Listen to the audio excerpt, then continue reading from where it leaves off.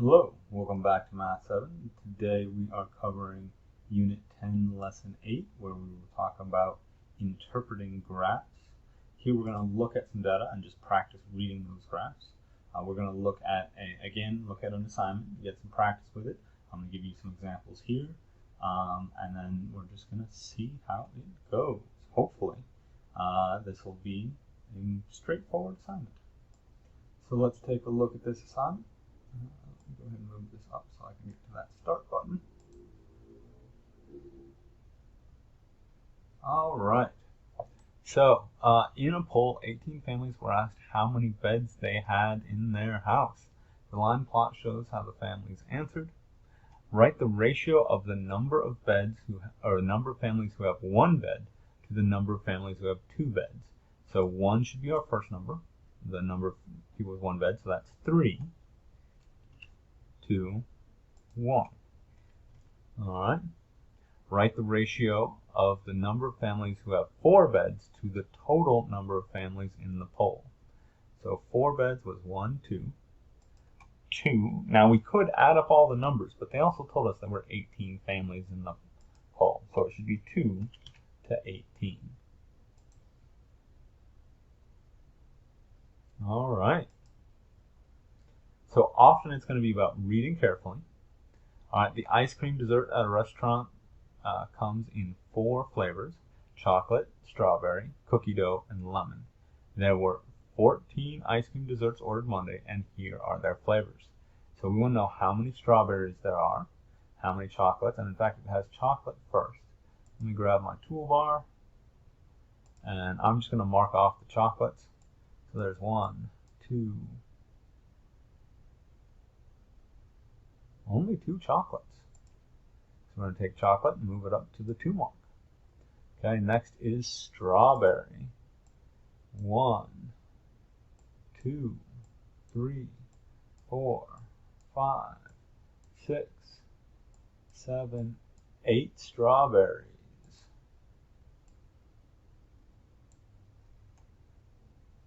Next, let's do cookie dough. 1 cookie dough. And finally, let's do lemon. 1, 2, 3. So there should be 3 lemon. Now, these 4 numbers should add up to 14. If they don't add up to 14, I definitely made a mistake somewhere along the way. There's often a chance to miscount, so please add up your numbers. Make sure they add up to your total, which is here. So I've got 8 plus 2 is 10, plus 1 is 11, plus 3 more is 14.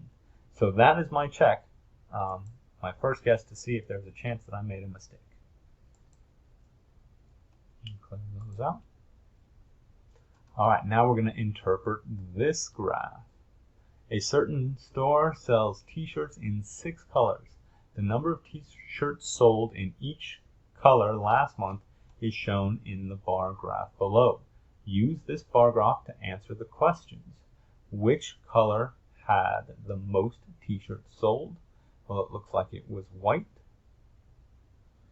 How many of those t-shirts were sold? Well, it's this number that's halfway between 10 and 12. So that is going to be 11. How many more white t-shirts were sold than tan t-shirts?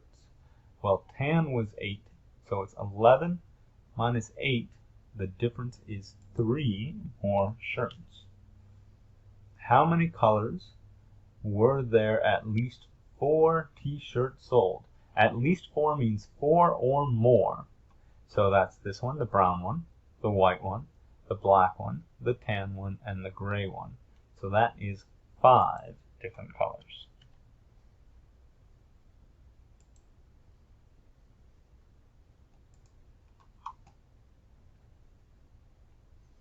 Okay, this one is similar. A store sells t-shirts for 6 local sports teams.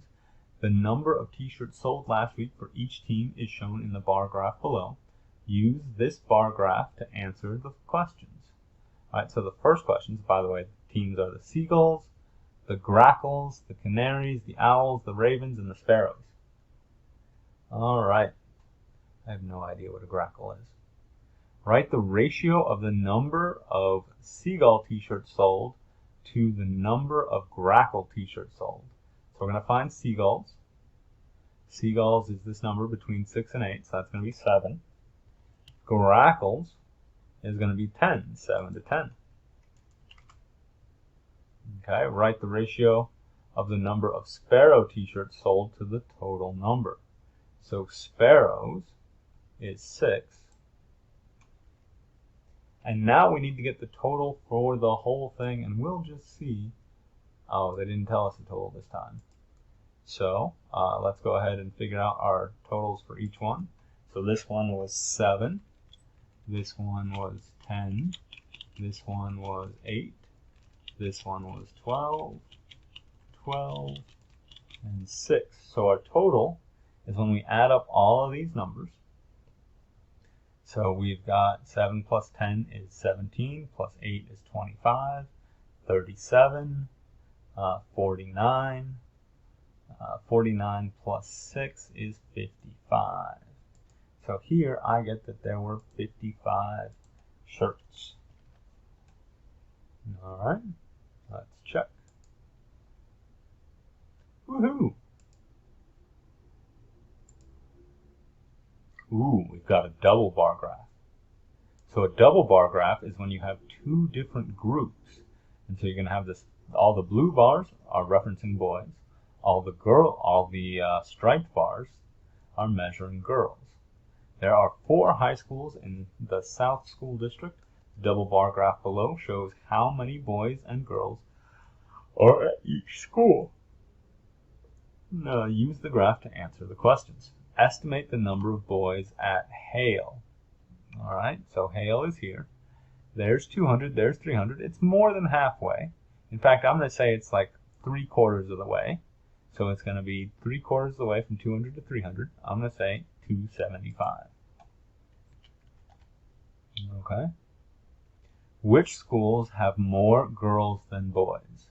So we're looking for all the ones where the girls are taller, the girls bar is taller than the boys bar. And I see Beach and Hale. Which school has the fewest students total? So we're going to think about if we added up the 2 bars, which would be the smallest, and it looks like Hillview because it's the smallest for the boys and the smallest for the girls. All right. Now, that was a double bar graph.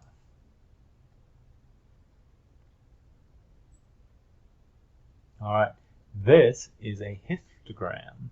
You'll notice a difference between a histogram and a bar graph. So let's go back to the bar graph. In the bar graph, there was space in between each group.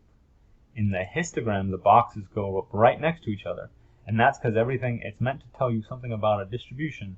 So either a number goes in here or here, and the cutoff is 10 to 11. Okay, so in late August of last year, Pie D Restaurant sponsored its first pie eating contest. For the contest, the number of slices of cheese pizza eaten by each contestant were counted. The histogram below summarizes the data. Use the histogram to answer each of the questions.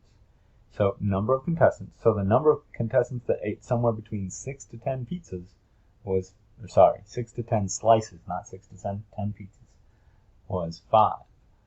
One class is the least frequent. How many contestants are in this class? So we're looking for, these are our classes, we're looking for the lowest number, the least. This one has 3 contestants in that class. What is the class width? Well, it's how many numbers are in the class. So 6, 7, 8, 9, 10. The width is 5. We can also get that by taking the highest number in this class minus the highest number in this class. All right. How many contestants ate 21 or more pizza slices? So that's everyone in this group and everyone in this group. This one was 4, and this one was 7. So the total is 4 plus 7, 11. Okay.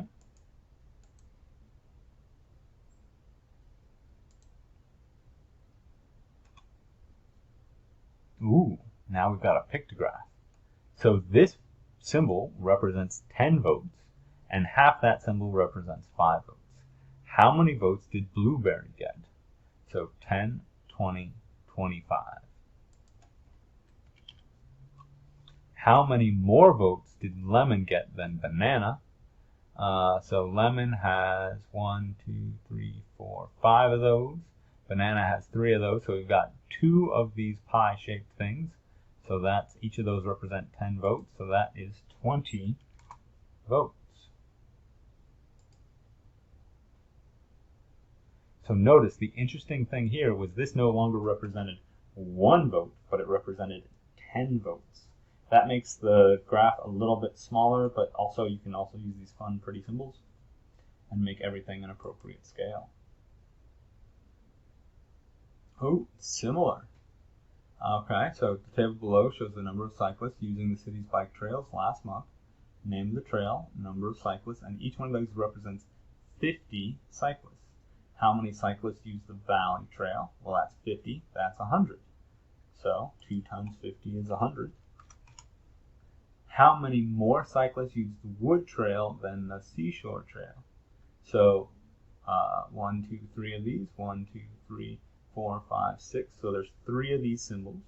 Each of them represents 50. 3 times 50 is 150.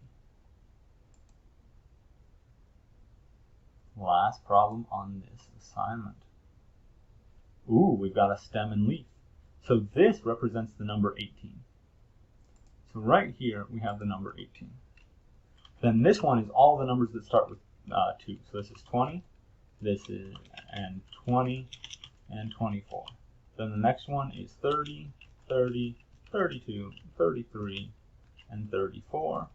Then we've got 43, 45. Then we've got 51, 54, and 58. All right? So what we have there is, this is a more compact way to write the numbers, and we get this sort of distribution looking thing. Looks sort of like our histogram. How many cars have gas mileage in their 20s? That's all of these. 1, 2, 3 of them. What is the highest gas mileage overall? Well, that's going to be this 58. And what is the lowest gas mileage in the 30s? Well, that would actually just be 30.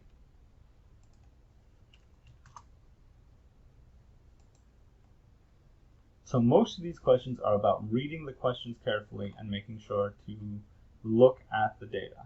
All right? So hopefully that goes well. What I'm going to ask you to do is go ahead and work on this assignment. And then if you have questions, I'll be glad to go over them with you. Thank you.